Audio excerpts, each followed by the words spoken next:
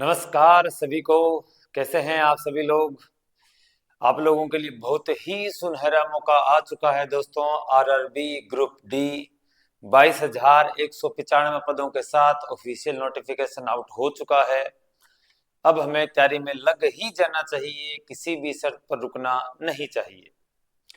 आज हम इसी ग्रुप डी की वैकेंसी की बात करने वाले हैं। हम जितनी जरूरी चीजें हैं, जितनी आवश्यक चीजें हैं, उन सब पे बात करेंगे। क्या क्या एग्जाम फॉर्म भरते समय हमें सावधानियां रखनी है, क्या क्या हमें अपना प्रमाण पत्र ओबीसी का ईडब्ल्यूएस का बनाते समय सावधानियां रखनी है, किस तरह के सिग्नेचर हैं, किस तरह का एग्जाम पैटर्न है, कौन कौन से टॉपिक सिलेबस के हैं, सिलेबस क्या रहने वाला है, सैलरी का क्या सिस्टम रहने वाला है, सेवंथ पे कमीशन और एट्थ पे कमीशन पे इस पे क्या फर्क पड़ने वाला है। इन सभी चीजों पर आज हम अपने बात करेंगे। और आप लोगों को मैं एक बार पुनः बधाई दूंगा, क्योंकि ये जो आपके लिए सुनहरा मौका आया है, ये वाकई में इनक्रेडिबल है दोस्तों, अविश्वसनीय है। इस मौके के लिए हमें अब इंतजार नहीं करना चाहिए, हमें निश्चित ही तैयारी के लिए लग जाना चाहिए। और दोस्तों, सबसे बड़ी बात तो ये कि मैथ और साइंस रीजनिंग इन सब्जेक्ट्स के लिए हम खुद आप लोगों के सामने 10th क्लास का जो इन लोगों ने बेस डाला है, उसके लिए इतनी शानदार तैयारी करेंगे कि निश्चित ही हम एग्जामिनर से इतने कदम आगे होंगे कि हमारा सिलेक्शन कोई नहीं रोक पाएगा। तो चलिए दोस्तों, आज हम इस टॉपिक को स्टार्ट करते हैं। क्या क्या जितनी भी जरूरी चीजें हैं उन सब पर बात करेंगे। चलिए दोस्तों, आप लोगों को ये वीडियो जो है पूरा देखना है। पूरा इसलिए देखना है क्योंकि छोटी से छोटी जानकारी भी हमारा जो एग्जाम फॉर्म है उसको रिजेक्ट करवा सकती है। इसीलिए सारी छोटी छोटी जानकारियां हैं, उन जानकारियों को मैं लेके आप लोगों के सामने एक स्क्रीन पर आया हूं। इसीलिए ये सारी जानकारी आप लोगों को देखनी अति आवश्यक है। अंतिम स्लाइड तक भी इंपॉर्टेंट जानकारियां हैं जो अपने लिए मस्ट रहने वाली है। चलिए दोस्तों, स्टार्ट करते हैं। सबसे पहले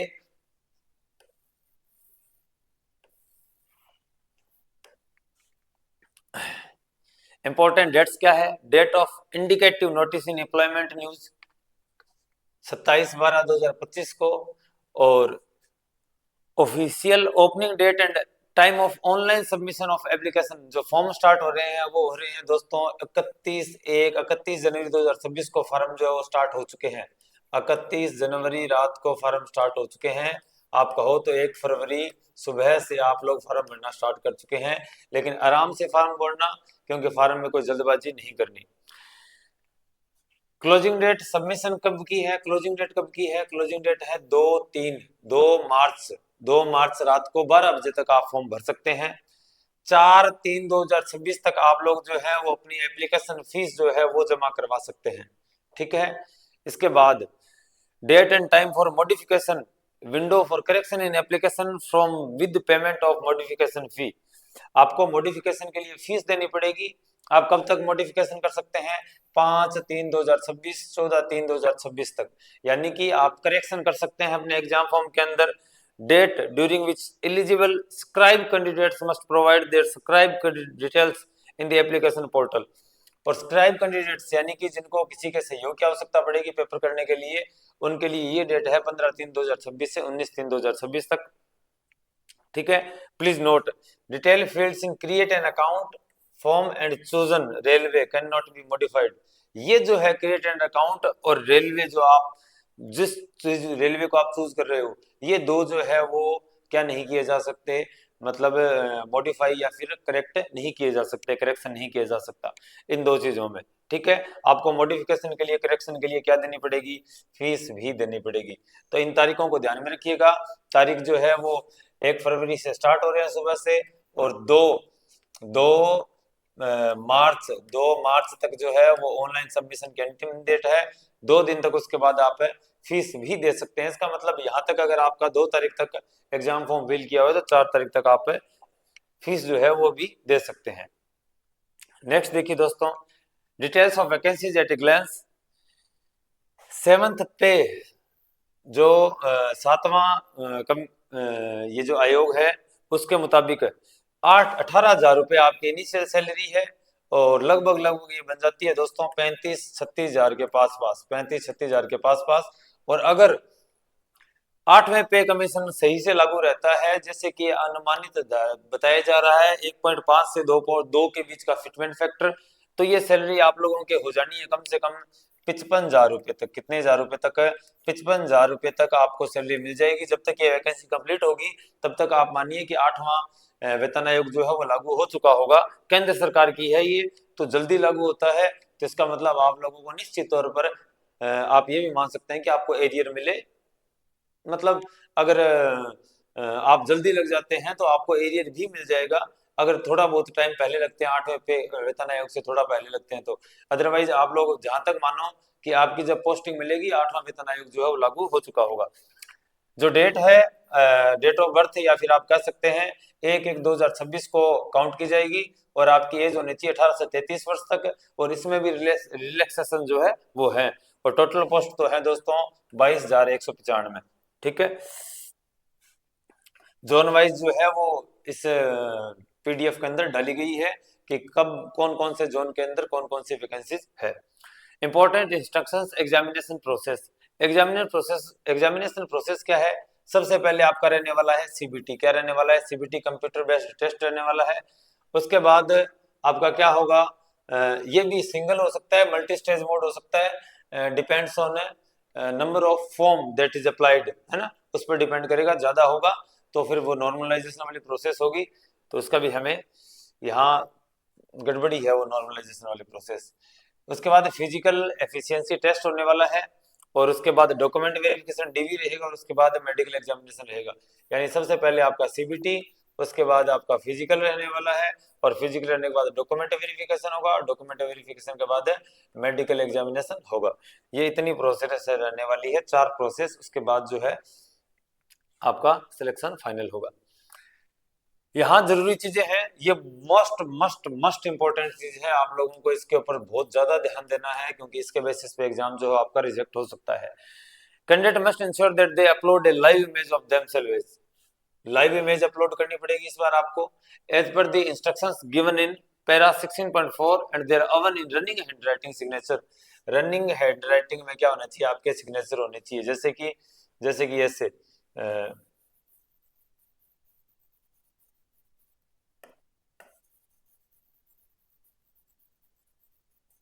इस तरह, बीच में वो नहीं, ऐसे नहीं, ऐसे नहीं होना चाहिए, ऐसे नहीं हो सकता। ये वाले सिग्नेचर जो है वो आपको करने पड़ेंगे इस तरह। ठीक है।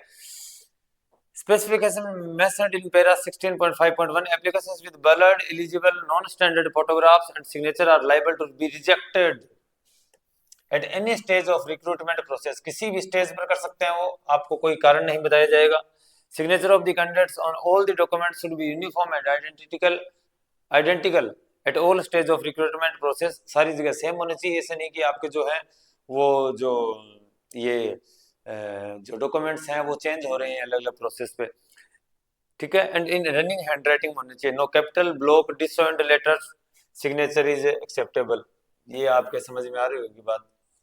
ठीक है, ये मोस्ट इंपोर्टेंट है। अदरवाइज आपका फॉर्म जो है वो रिजेक्ट किया जा सकता है किसी भी स्टेज पर। आपको ये नहीं बताया जाएगा इस स्टेज पर क्यों गया, आपका सिलेक्शन होने से 1 मिनट पहले भी किया जा सकता है। Date of birth of candidate should be between the dates given below, both dates inclusive. 18 से 33 है तो जनरल की कैटेगरी, जनरल और ईडब्ल्यूएस की क्या होनी चाहिए? 2/1/1993 से 1/1/2026 तक होनी चाहिए। ओबीसी नॉन क्रीमिलियर 1/1/2026 तक ये डेट है। 1993 से लेकर 1/1/2026 तक चल जाएगी किसकी? ईडब्ल्यूएस की और अनरिजर्व की। ओबीसी की चल सकती है 1990 से लेकर 2026 तक। और SC/ST में अगर आप 2/1/1988 से लेकर 1/1/2026 तक जन्मे हैं तो आप ये फॉर्म भर सकते हैं। ठीक है। Lower limit of date of birth age on 1/1/2026 सभी कैटेगरी के लिए 1/1/8 के बाद का जो कैंडिडेट है वो एलिजिबल नहीं होगा, यानी मिनिमम एज है ये। तो एज में भी बढ़िया रिलैक्सेशन है। The relaxation in upper age limit, maximum upper age for the following categories and communities in the table below is applicable subject to submission for requisite certificates। देखो क्या होगा। ओबीसी एंड नॉन क्रीमिलियर के लिए कितनी छूट मिली है? 3 वर्ष की छूट मिली है।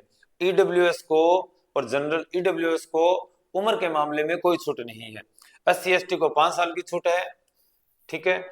और ex serviceman with at least 6 month service after attestation, ex serviceman होना चाहिए 6 साल की जॉब, वो 6 महीने की जॉब छोड़े हो चुके हो तो। जनरल और ईडब्ल्यूएस में यहाँ इस समय 3 साल का रिलैक्सेशन है, ओबीसी के अंदर 6 साल, नॉन क्रिमिलियर लिखा है, एनसीएल नॉन क्रिमिलियर 6 साल का है, और एससी एसटी को 8 साल का रिलैक्सेशन है। एक्स सर्विसमैन की बात है ये, और नॉर्मल कैंडिडेट्स के लिए ये रिलैक्सेशन है। ये तो लास्ट पेज पे भी स्लाइड पे हम लोग कर चुके हैं। एग्जामिनेशन फीस क्या रहने वाली है for all candidates except category mentioned below S L number 2, 500 रुपए का जो है वो फीस रहने वाली है, उसमें से जनरल के लिए और है ना, हाँ 500 रुपए की फीस रहने वाली है, और इसमें से 400 रुपए आपको वापस कर दिए जाएंगे अगर आप सीबीटी में बैठते हैं तो। SC ST ex serviceman, SC ST ex serviceman, PWD, female, transgender, minorities, economically backward class, EBC, उनके लिए ये फीस जो रखी गई है वो कितनी रखी गई है, 250 रुपए। कितनी रखी गई है, 250 रुपए। Question to candidates, EBC should not be confused with OBC और EWS, this fee of 250 shall be refunded in due courses duly deducting bank charges as applicable on appearing in CBT, वापस दे दी जाएंगे ये जब आप सीबीटी में appear होते हैं तो। जनरल के लिए 500 रुपए है, ईडब्ल्यूएस के लिए 500 रुपए है, और ओबीसी के लिए भी, जनरल, ओबीसी और ईडब्ल्यूएस के लिए जो है ये फीस कितनी है, 500 रुपए है। नेक्स्ट स्लाइड पे चलते हैं। ये बहुत ही काम की चीज है अपने लिए, क्या कि किस तरह से आपको रिजर्वेशन ओबीसी को मिलने वाला है। यहाँ only those communities which are recognized by the government of India as SC, ST, EWS, OBC, non creamy layer, non creamy layer होना मस्ट है दोस्तों। नॉन क्रीमिलियर ईडब्ल्यूएस और ओबीसी का अगर नहीं होता तो आप लोग जनरल में काउंट किए जाएंगे, एससी एसटी के लिए ऐसी कोई रिक्वायरमेंट नहीं है। The OBC candidates coming in creamy layer are not entitled to OBC reservation. Creamy layer में अगर कोई आएगा तो वो ओबीसी के रिजर्वेशन के लिए अलाउ या एलिजिबल नहीं होगा। They may be considered as unreserved, अच्छा ये भी ईडब्ल्यूएस के लिए है, ये सॉरी ओबीसी के लिए है ओनली। किसके लिए ओनली, ओबीसी के लिए है, नॉन क्रीमिलियर वाली कहानी ईडब्ल्यूएस के लिए नहीं है। ओबीसी वाले इस बात का प्रखर ध्यान रखेंगे।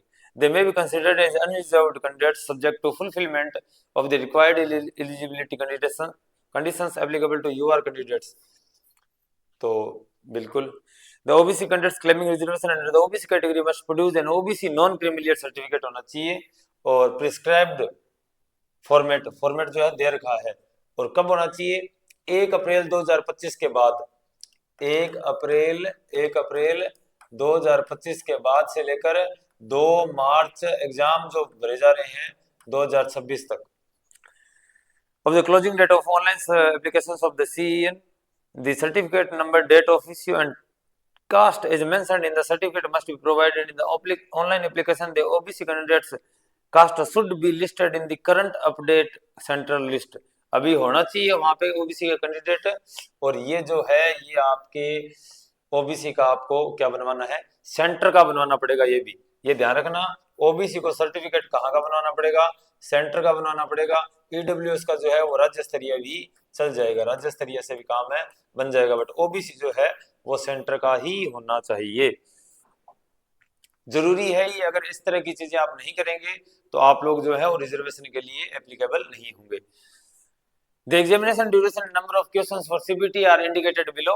एग्जाम्स ड्यूरेशन कितनी होगी, 90 मिनट का आपको टाइम मिलने वाला है। साइंस के 25 क्वेश्चन रहेंगे, मैथमेटिक्स के 25 क्वेश्चन रहेंगे, रीजनिंग के या जनरल इंटेलिजेंस के 30 क्वेश्चन रहेंगे, जनरल अवेयरनेस और करंट अफेयर आएगा मैक्सिमम, तो इसके अंदर जनरल अवेयरनेस के नाम पे तो बहुत कम चीजें आती है। टोटल 100 क्वेश्चन रहने वाले हैं, और 25 25 50 50 और 30 80 80 और 20 है 100 क्वेश्चन रहने वाले हैं। आपको 90 मिनट का टाइम मिलेगा, ठीक है, और नेगेटिव मार्किंग होगी 1/3। और स्क्राइब्ड कैंडिडेट्स के लिए आपको 120 मिनट मिलेंगे, यानी कि 20 मिनट जो है वो एक्स्ट्रा मिलेंगे। ये काफी टाइम जो है आपको ध्यान देने की जरूरत है, टाइम मोस्ट इंपोर्टेंट है। 100 क्वेश्चन है, 90 मिनट है, यानी कि टाइम बहुत कम है, आपको फटाफट तैयारी करना होगा। क्वेश्चंस, टाइप्स एंड सिलेबस, आपको जो है यहाँ क्वेश्चंस के टाइप और सिलेबस जो है वो दे रखा है, हमें उसी के बेसिस पे तैयारी करनी है, इससे अलग नहीं चलना है। नंबर सिस्टम, संख्या पद्धति, बोर्ड मास, ठीक है, डेसिमल, फ्रैक्शंस, डेसिमल दशमलव वाली संख्याएं, उनका फ्रैक्शन जो भिन्न वगैरह है, एलसीएम हो गया, एचसीएफ हो गया, रेशो एंड प्रोपोर्शन हो गया, परसेंटेज हो गया, मेंसुरेशन हो गया, टाइम एंड वर्क हो गया, टाइम एंड डिस्टेंस हो गया, समय दूरी समय और कार्य, ठीक है, और सिंपल एंड कंपाउंड इंटरेस्ट सरल ब्याज हो गए, प्रॉफिट एंड लॉस हो गया, अलजेब्रा हो गई, जियो अलजेब्रा मतलब बीजगणित, ज्यामिति हो गई, ट्रिग्नोमेट्री हो गई, एलिमेंट्री स्टैटिस्टिक्स, स्टैटिस्टिक्स मतलब जो आप वो जो बार ग्राफ वगैरह बनाते हैं, पाई चार्ट वगैरह बनाते हैं, वो सारा, स्क्वायर रूट हो लिया, age and calculus, age calculation हो गई, कैलेंडर एंड क्लॉक हो गया, पाइप्स एंड सिस्टम हो गया, ये सारे टॉपिक मतलब लास्ट में एटीसी भी लग गया। आपको मैथ जो है वो ऑलमोस्ट सारी की सारी तैयार करनी पड़ेगी। मैथ के कितने क्वेश्चन आने वाले हैं? 25 क्वेश्चन आने वाले हैं, यानी बिना मैथ के अपना बात है नहीं बन सकती। जनरल इंटेलिजेंस एंड रीजनिंग, और जनरल इंटेलिजेंस रीजनिंग में क्या है? एनाग्लोरीज है, एनालॉगोइज है, ठीक है, अल्फाबेटिकल एंड नंबर सीरीज है, कोडिंग एंड डिकोडिंग है, मैथमेटिकल ऑपरेशंस है, रिलेशनशिप है, सिलोगिज्म है, जंबलिंग है, वेन डायग्राम है, डेटा इंटरप्रिटेशन है, सफिशिएंसी है, कंक्लूजन्स है, decision making, similarities, differences, analytical reasoning, classification, direction, statement, arguments and assumptions. मतलब आपकी रीजनिंग जो है वो सारी है, इसमें कुछ मतलब रहा नहीं, ईटीसी लग गया तो फिर कुछ नहीं रहा। जनरल साइंस क्या कहती है? The syllabus under the shall cover physics, chemistry and life sciences. Biology आ गई कितने की? 10th स्टैंडर्ड की, यानी 10वीं के लेवल की आपकी रहने वाली है। जनरल अवेयरनेस और करंट अफेयर क्या है? साइंस और टेक्नोलॉजी के रहने वाले हैं, स्पोर्ट्स रहने वाले हैं, कल्चर रहने वाले हैं, पर्सनैलिटीज रहने वाली है, इकोनॉमिक्स अर्थव्यवस्था, पॉलिटिक, राजनीति and any other subject of the importance, यानी कोई सा भी आ गया। व्यक्तित्व है, कला है, खेल के रिलेटेड चीजें हैं, और साइंस एंड टेक्नोलॉजी, विज्ञान और प्रौद्योगिकी है, इन सब चीजों का जो है वो रोल रहने वाला है। तो इसका मतलब अगर हम बात करें तो आपको तैयारी जो है वो प्रीमियम लेवल की करनी चाहिए। इसके लिए काफी ज्यादा पोस्ट है, 22,195 पोस्ट है, लेकिन उसके बाद में भी हमें इन चीजों का ध्यान देना पड़ेगा। क्या कि सिलेबस जो है वो ईटीसी डाल के बहुत ही प्रीमियम सिलेबस डाल दिया गया है। इस वजह से अगर अपना आईटीआई या फिर 10th बेस पर है अपने, तो अपने लिए ये सारा सिलेबस जो है वो काफी मैटर करने लग जाता है, काफी इंपॉर्टेंट हो जाता है। इस बात को आप ध्यान रखिएगा। सिलेबस ओरिएंटेड ही स्टडी करेंगे अपन लोग, इससे बाहर नहीं चलेंगे। फिजिकल एफिशिएंसी टेस्ट, इसके लिए क्या टेस्ट है? मेल कैंडिडेट्स के लिए should be able to lift and carry 35 kg of weight for a distance of 100 meter in 2 minutes and one chance without putting the weight down। एक ही बार के अंदर बिना वेट नीचे डाले आपको 35 केजी वजन उठाकर 100 मीटर जो है चलना होगा। 35 केजी वजन और 100 मीटर एक बार में मौका मिलेगा, और डालना नहीं है, ये नीचे ध्यान रखिएगा। फिजिकल क्या है? Should be able to run for a distance of 1000 meters in 4 meter 15 seconds. 4 minute और 15 सेकंड के अंदर आपको 100 मीटर की दौड़ दौड़नी होगी। महिलाओं को 20 केजी का वजन उठाना है, 100 मीटर 20 केजी का वजन उठाना है, 100 मीटर चलना है, और कितने मिनट में? 2 मिनट में। कितने मिनट में? 2 मिनट में। टाइम सेम है, वेट कम है बस।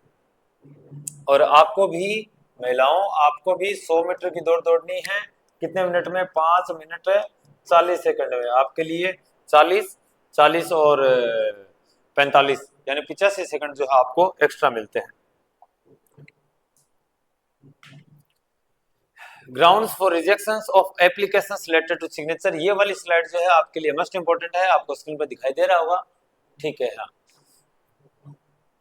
online applications and the candidate of the candidate for the CN will be liable for rejections at any stage of recruitment process on the following signature related grounds: use of a non white black background, अगर आपने non white, आपको white ही use करना है, अगर आपने non white photo के लिए background use किया तो आपका जो है वो फॉर्म रिजेक्ट किया जा सकता है। Use of non black for the signature, अगर आपने बिना काले पेन के अलावा किसी और पेन से हस्ताक्षर किए तब भी आपका जो है फॉर्म रिजेक्ट हो सकता है। सिग्नेचर रिटन इन ब्लॉक और कैपिटल लेटर्स, अगर आपने रनिंग हैंडराइटिंग यूज नहीं की तब भी आपका क्या हो जाएगा? फॉर्म रिजेक्ट हो सकता है। पोर रेजोल्यूशन और अनक्लियर सिग्नेचर इमेज, अगर आपने सही फोटो नहीं डाली इमेज की, रेजोल्यूशन पोर है यानी सही से सिग्नेचर नहीं आ रहे हैं, तब भी आपकी जो है वो डाउन हो सकता, आपका फॉर्म जो रिजेक्ट हो सकता है। इनकम्प्लीट और पार्शियली विजिबल सिग्नेचर, यानी कि सही से सिग्नेचर नहीं किए हुए, मुद्दे की बात है, सिग्नेचर एकदम क्लियर होनी चाहिए आपके। Uploading an image other than the signature, other than the signature, अगर आपने सिग्नेचर अपलोड इमेज की को अपलोड कर दी सिग्नेचर के अलावा कुछ, तो वो भी, अगर ब्लैंक छोड़ा तब भी, thumb impression in place of signature, अगर सिग्नेचर की जगह अंगूठा टेका तब भी फॉर्म रिजेक्ट है। Signature of a person other than the applicant, अगर एप्लीकेंट के अलावा किसी और ने सिग्नेचर किया तब भी। तो इस बात का आप ध्यान रखेंगे। Candidate must ensure that their signature image fully complies with the prescribed requirements to avoid rejections at any stage of the recruitment. आपको ध्यान रखना है भाई फॉर्म के इसका क्लियर बात ध्यान रखना है। The signature on the application must match with the signatures captured during, जब आप साइन कर रहे हो तब आप जो एग्जाम दे रहे हो तब आपके सिग्नेचर जो है वो मिलने चाहिए, डॉक्यूमेंट वेरिफिकेशन का टाइम मिलना चाहिए, मेडिकल एग्जामिनेशन का टाइम मिलना चाहिए, अपॉइंटमेंट का टाइम मिलना चाहिए, यानी कि सारी की सारी जगह जो है वो सिग्नेचर समझ के करना, याद रखना। कर रहे हैं तो उसको कहीं डॉक्यूमेंट को सेव करके रखना, वरना कहीं भी अगर डॉक्यूमेंट आपके साइन मिसमैच हुए तो आपका फॉर्म जो है वो रिजेक्ट हो जाएगा। इनवैलिड एप्लीकेशंस और रिजेक्शंस, कौन कौन से इनवैलिड माने जाएंगे ये भी आप देख सकते हैं। Online applications will be liable for rejection on the following ground amongst other multiple applications to different RRB or same RRB. In such case all the applications will be rejected similarly and such candidates will be debarred from the future RRB and RRC exam.